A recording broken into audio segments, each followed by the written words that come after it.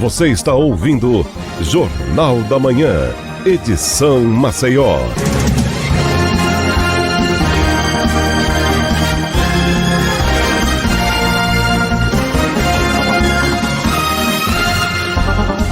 Olá, estamos de volta aqui com o Jornal da Manhã pela Jovem Pan em 100,7. A gente vai estar batendo um papo no dia de hoje com o Dr. Caio César, ele que é advogado criminalista, né? E a gente vai estar falando um pouquinho sobre essas questões, aspas, das prisões midiáticas, né? Alguns pedidos realizados pelo Poder Judiciário, Ministério Público. Bom dia, Dr. Caio César, seja muito bem-vindo aqui ao Jornal da Manhã. Bom dia, João. Bom dia a todos os ouvintes. É uma satisfação estar nessa casa no dia de hoje. Estamos aqui para debater e é uma honra estar aqui. Estou sempre à disposição de vocês. Doutor Caio, a gente que agradece a presença aqui no Jornal da Manhã.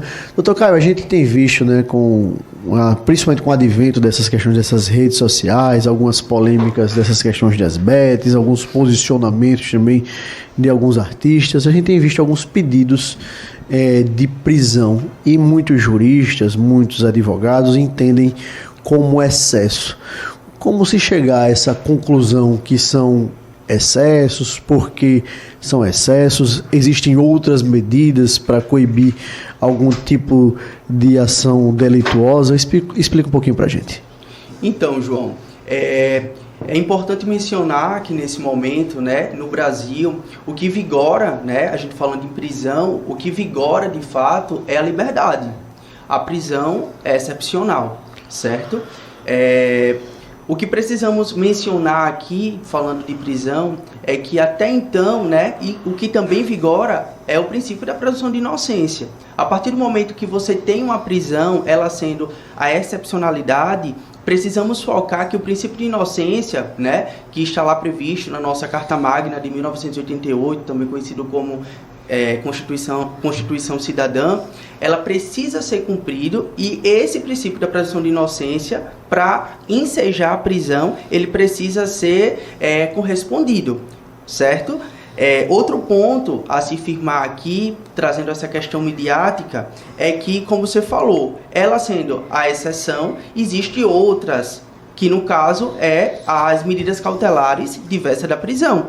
A partir do momento que essa prisão ela não enseja, no caso em concreto, o juiz, né, o Poder Judiciário, pode trazer essas questões das medidas cautelares diversas da prisão, sendo que é o que a gente não vê no dia a dia. Certo? Doutor Caio, explica um pouquinho para a gente, para os nossos ouvintes, o que é essa medida cautelar. Por exemplo, o camarada vai lá para a audiência de custódia, vai para um juiz. As medidas cautelares, por exemplo, é não adentrar em determinado espaço, ter o passaporte retido. Explica um pouquinho na prática para a gente como funciona essa questão da audiência de custódia e até o magistrado e essas medidas cautelares que podem ser impostas a essas pessoas sem que antes haja prisão de fato. Certo. As medidas cautelares, né, como um todo, falando de forma bem geral e bem explícita mesmo, ela é de fato para coibir que, como a prisão não é excepcional, né, não é a regra, e sim a liberdade, é justamente para evitar a prisão, certo? Então, vamos lá. Não é em todos os casos, né, que se aplica as medidas cautelares, são em casos isolados, certo? Dependendo da pena, por exemplo, do delito cometido. E essas medidas cautelares é justamente como você falou, restringir o horário, o limite de saída da residência, né, do 319 do Código de Processo Penal, a questão do passaporte, certo? A questão de alguns benefícios que aquela pessoa vai ter, ele vai privar e vai ensejar as medidas cautelares do 319 do Código de Processo Penal. Doutor Caio, a gente viu recentemente a prisão de um músico, não é, Natália? Do MC, né? MC, o funkeiro, MC Pose. MC Pose. Na sua avaliação, doutor, aquela prisão, ela poderia não ter acontecido em uma medida cautelar, ela ter ser colocada, seria mais assertivo naquele momento? Como é que você vê essa questão na sua avaliação? Então, o caso do MC Pose do Rodo, né, foi bem polêmico. Aqui é importante trazermos a questão do que a doutrina clássica traz como direito penal do espetáculo, ou como também direito penal da plateia, certo? Um tema muito recorrente na contemporaneidade. E é importante falarmos que a prisão, de fato, do MC Pouso do Rodo, do que a gente conseguiu visualizarmos, né? Essa prisão, ela foi completamente filmada pela própria polícia, né? E fica notório que teve uma grande negligência ali, que foi muito discutido no âmbito do judiciário, no âmbito jurídico, que é a questão da súmula do Supremo Tribunal Federal de número 11, onde existe algumas exceções onde pode ensejar o uso da algema, como por exemplo, perigo, resistência ou fuga. No caso em concreto do MC Pouso do Rodo, fica claro e óbvio que não existiu nenhum desses 3 pilares, no caso em concreto. Até porque, como já afirmei, toda a operação ali foi gravada, nenhum desses 3 pilares foi requisito e, de fato, existe a escandalização do que já falamos aqui, do direito penal da plateia, do espetáculo, onde se vê fisicamente, né, que ele está sem camisa, está descalço, algemado, e toda essa questão é justamente para chegarmos nessa questão da medialização. E, doutor Caio, assim, sem tratar do personagem, né, muita gente vibra por uma questão de preconceito musical, racial, enfim, do personagem, né? Muita gente vibra com esse tipo de excesso, com esse tipo de prisão, e a gente sabe que isso,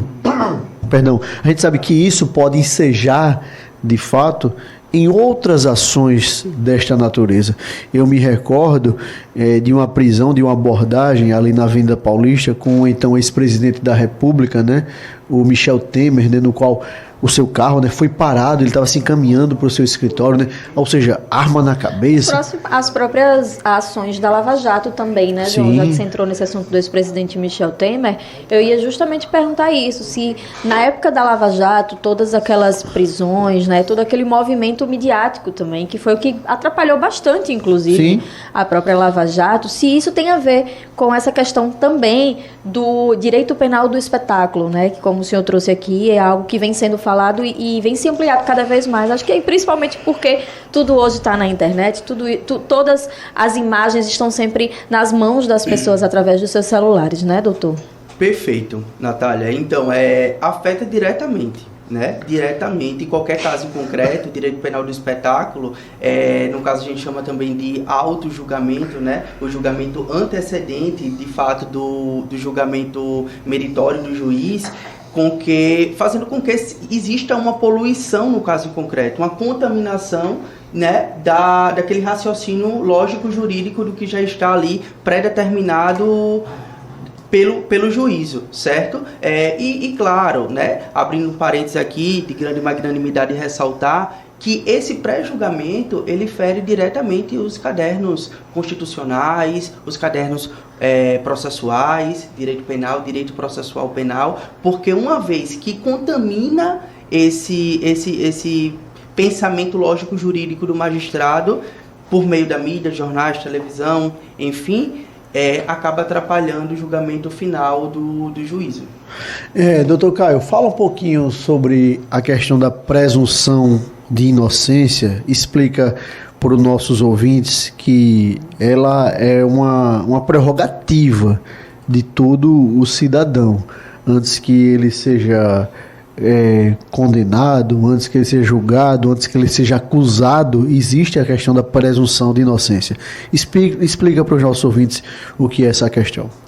Certo, João. A presunção de inocência, como eu já falei anteriormente, ela está expressa na Constituição Federal de 1988, certo? Essa presunção de inocência, ela explicita que você só será preso após o trânsito julgado, ou seja, após sentença penal condenatória, né? Enquanto isso, como eu já tinha falado, que a regra é a liberdade, você ficaria automaticamente em liberdade.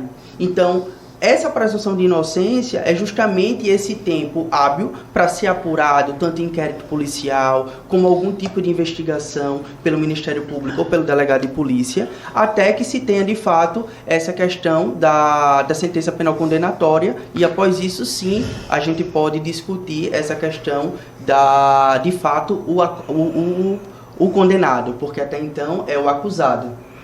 Dr. Caio César, advogado criminalista, a gente quer agradecer demais a sua participação no dia de hoje, quer fazer o convite público para que o senhor chegue aqui em outras oportunidades, tratando dessas e de outras questões tão polêmicas e elucidadoras para a nossa população, entender um pouco mais sobre o direito penal, entender um pouco mais sobre os direitos e garantias da nossa população como um todo, e a gente quer deixar um espaço para suas considerações finais. Eu que agradeço a esta casa, sempre estarei à disposição para trabalhar, para dialogar com profissionais tão brilhantes, em nome da profissional jornalista brilhante Natália, João Mozinho, meus agradecimentos, estarei sempre à disposição de vocês, é uma honra estar aqui com vocês. Mais uma vez, obrigado ao doutor advogado criminalista Caio César por essa participação aqui no Jornal da Manhã. Obrigado à minha companheira de bancada, Natália Barros, nosso querido Bitoca, aqui o Damião Santos sempre na técnica, Maria Regina Leão nas redes sociais, junto com o Robson Florentino, Mailson Franklin, sempre direto das ruas da capital alagoana com Geraldo Salgueiro. Muito obrigado a todos vocês. Amanhã é feriado de Corpus Christi, mas estaremos aqui ligadinhos no Jornal da Manhã a partir das 7 horas. Viva a vida! Vamos embora, até amanhã, se Deus quiser. Tchau, tchau, ouvinte. Muito obrigada pela companhia. Amanhã a gente se encontra. Você ouviu Jornal da Manhã, edição Maceió.